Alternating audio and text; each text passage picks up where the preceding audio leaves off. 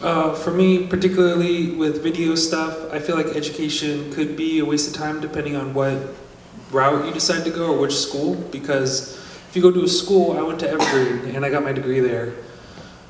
The professor a professor would give me a similar grade to someone who didn't put in as much effort. So I guess what I'm saying is it doesn't matter where you go, you have to want it. So if you show up there and you want video, you have to like actually do video, and you gotta make mistakes, and you gotta like just goof up a lot, and then that's the only way you're gonna learn. And I guess my idea that the education for me wasn't as crucial as Googling what to do. It's great, I got the piece of paper, and that's cool, I can go and show that, but ultimately, I'm at the head of a video corporation, and before I even graduated. So really, with the right confidence, with my confidence, I was able to go in and get the job, in addition to what I've Googled and taught myself. So that in combination with school is what got me to where I am. But if I did just one, I wouldn't have gotten there. So, I mean, schooling, it's totally going to be on you, but pick the right school and pick the right degree geared towards video, because you might get off track and be like, oh, well, none of my classes are even related to video. That's why I'm just focus on video. Like, make a video on whatever you can, whatever you can.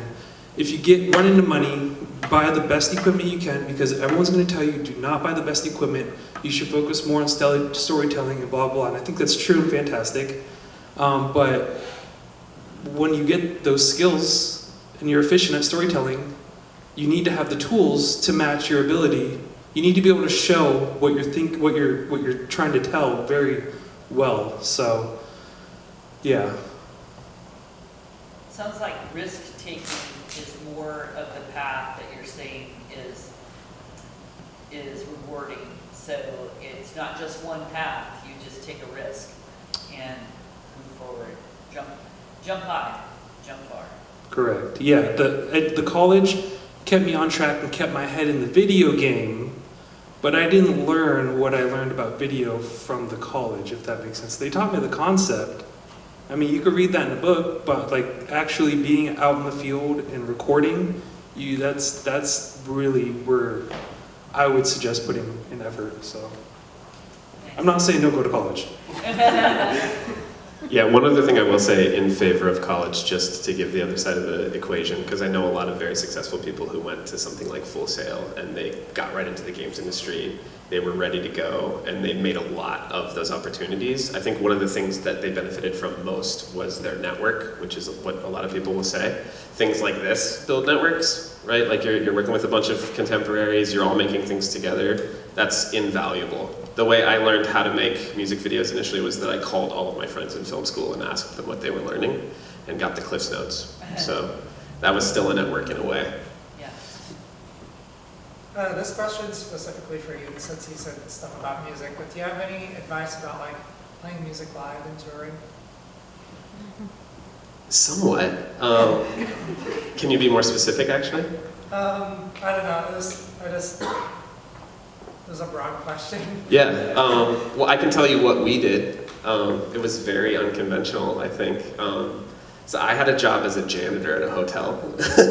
So we would play shows, and the manager of that hotel, luckily, was my bassist's dad.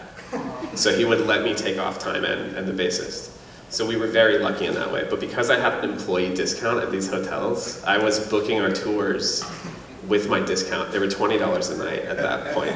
So all of the venues I found were around those venues. And I'm not condoning this behavior, but I only booked it under my name, and then I let my band in the back of the hotel every night. We would go to the breakfast buffet, and we would stack all of our food for the day and bail every night. So the budget for our touring was very low. So I don't know that that's specific advice, but being, problem solving is important. Steal food, got it. Yeah, steal food. Yeah, there you go. I'm going to have a teacher moment. What I'm hearing is use your resources. Yes, that's it. Yeah, and again, like the other thing we did, we had this house in Orlando, and we would let every band that came through town crash with us, and then we would reciprocate when we were touring. So if we didn't have a hotel nearby, we would sleep on another band's floor. building out that network then was really hard because the internet, it was like MySpace era, right? Everybody was like promoting their bands on MySpace and just spamming everybody. Me too. Yeah, exactly. But the same thing is true, right? It's who you know, it's who you like genuinely make connections with. I think it's important to think about networking not as like finding an advantage from somebody, but forming a relationship with someone and making cool stuff with them. I think that's healthy networking that ends up paying off way better than just like the callous, you know, finding an angle side of it, which there's plenty of and people succeed in it, but it's grosser. Thank you. Do you have any advice for maintaining confidence? Let's start with this one. Sure. For what do you mean? Like in video? Just as an artist, I struggle with maintaining my confidence, and I sometimes Imposter end syndrome. up Yeah. putting down my talent for extended periods of time. Yeah. Do you have any advice for preventing myself from doing that? Maybe, well, in my experience, the imposter syndrome has not left. I don't see it leaving anytime soon, and I'm going to feel it after this. I'm going to feel it when I leave. I'm going to feel it tomorrow. I'm feeling it right now. Yeah, that's. You took my. So, yeah, I mean, I guess my advice would be just if you don't feel like it's really you, then sometimes that's part of it. But as long as you know that's what you really want and you know you're making steps towards that, whether that's college, whether that's making the right connection, whether that's, you know, whatever it means. But ultimately, you should surround your people with other people who are thinking like that or who have overcame that, because I had all my friends and we were so cool and blah, blah, blah, right? We'll go out and hang out and do all this fun things. But over time, all my friends started swapping out for video people. So now I don't just go out and hang out with my friends anymore. Like, we hang out for sure.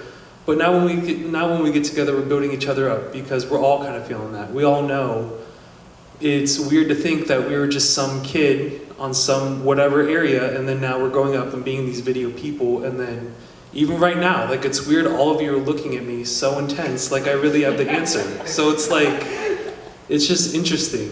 Do you prefer if I looked away? No, but like, I didn't see me as this big video professional, but yet when you ask a question, I have an answer. So yeah, I definitely, the more I talk, the more I feel more confident in my abilities. So I guess surround yourself with people who are like-minded, and then talk more about what you want to do so you can manifest it and turn it into your profession.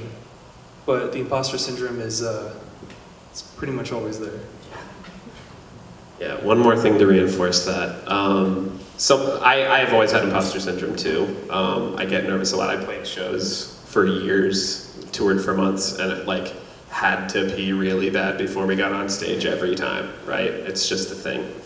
I like to think of it as dance steps. Like, the more you do a thing, the less you get in your own head about it.